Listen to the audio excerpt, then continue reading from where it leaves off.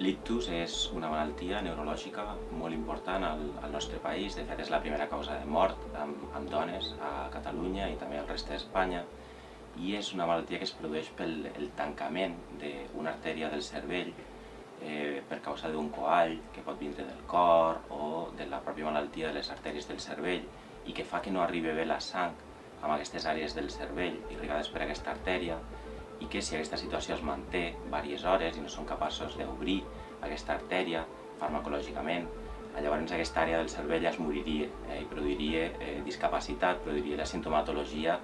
corresponent a les funcions que té aquesta part del cervell, com no poder parlar, no moure bé una part del cos, perdre la sensibilitat, tindre un mal de cap molt important, etc. Un cop ha passat la fase aguda, quan tenim el malalt amb nosaltres a l'hospital i hem intentat curar-lo i que surti el més recuperat possible de l'ictus, comença una altra fase diferent, en la que hem d'intentar evitar que aquesta persona torni a tindre un altre ictus o un altre tipus d'event cardiovascular. Per això és tan important la prevenció. En aquesta fase el que hem de fer és intentar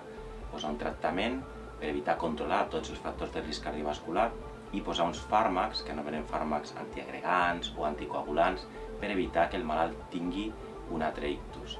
Això, per desgràcia, passa de forma molt sovint. Penseu que entre un 10 i un 15% dels malalts, durant el primer any després de l'ictus, poden tornar a repetir, poden tornar a tindre un segon event o un tercer event, i així successivament amb el temps. Hem recollit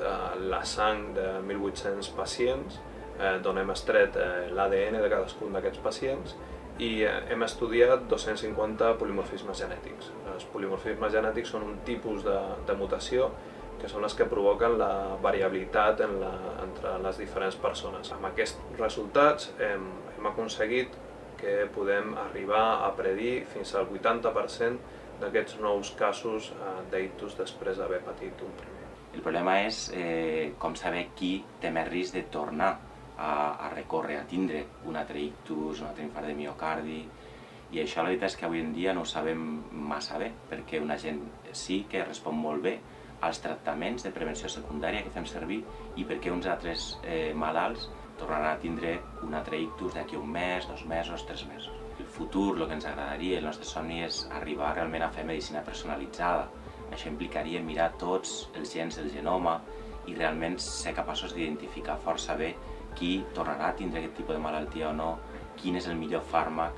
que podem fer servir en prevenció secundària per evitar que un malalt mai més torni a patir un segon event cardiovascular i que aquest primer ictus sigui l'últim.